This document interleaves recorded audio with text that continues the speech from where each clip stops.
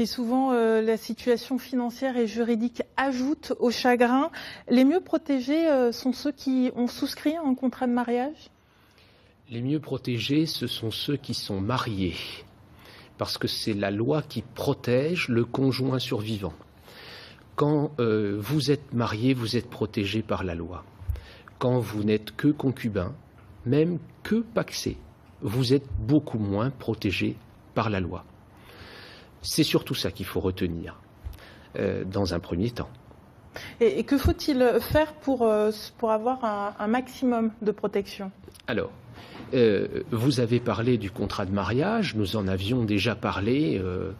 Oui, le contrat de mariage, c'est notamment une des techniques de protection.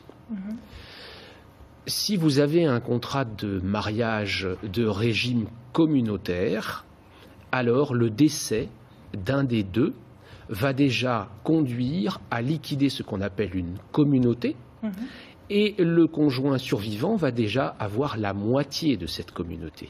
Et c'est simplement l'autre moitié qui va rentrer dans la succession, dans laquelle le conjoint survivant aura encore des droits. Vous voyez qu'on est protégé quand on est époux survivant. Par contre, lorsque l'on est pacsé, on a un peu moins de protection. Alors quand on est pacsé, quand on est concubin, je ne vais pas dire qu'on n'est rien, c'est faux, puisque la loi a essayé de prendre en considération ces éléments. Mais nous n'avons presque rien. Alors il faut tout anticiper, il faut beaucoup parler. J'entendais cette dame à l'instant dans ce témoignage qui se sentait un petit peu perdue, désemparée. Voici une génération de personnes qui ne préparaient pas le décès du conjoint survivant, ou du conjoint, pardon, puisque le survivant est perdu. Eh bien, il faut en parler de plus en plus. Il faut se préparer à cela.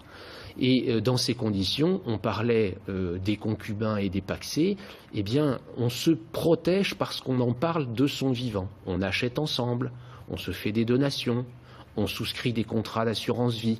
Voilà des éléments qui permettent de se protéger et de ne pas laisser le survivant démuni. Dans ce cas-là, ça veut dire qu'il faut faire un testament. Alors dans ces cas-là, il faut évidemment faire un testament. Il y a de plus en plus de familles recomposées, d'où l'importance également de se préparer avant. Oui, évidemment, puisque là encore, quand nous sommes dans le cadre de familles recomposées, nous allons multiplier les difficultés, si l'on peut dire, et puis c'est au conjoint qui va partir, alors qu'il ne l'est pas encore, qui va décider de protéger celui qui va rester, au détriment des enfants. La loi protège les enfants, évidemment, mais on va essayer de le gratifier au maximum. Ça, c'est très important, ça se prépare vraiment. Prenons un exemple. Si le défunt laisse des enfants nés de son union avec son conjoint survivant, que se passe-t-il?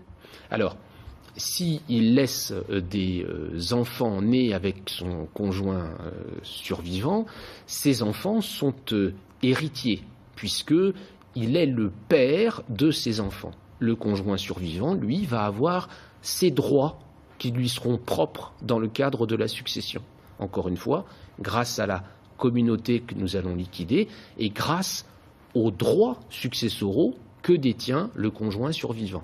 Et si le défunt laisse d'autres enfants que ceux du couple? Eh bien, là encore, il va falloir répartir la succession entre les enfants du défunt, qui seront d'un premier mariage par exemple, traités de la même manière que les enfants qui sont nés avec le conjoint survivant, mais encore une fois, le conjoint survivant, au moment du décès, aura sa protection à lui. Ce que vous conseillez à tout un chacun, c'est d'aller se renseigner auprès d'un notaire ou d'un avocat. Oui, je crois malheureusement, ou heureusement, je ne sais comment le dire, qu'il faut maintenant anticiper cette fin de vie.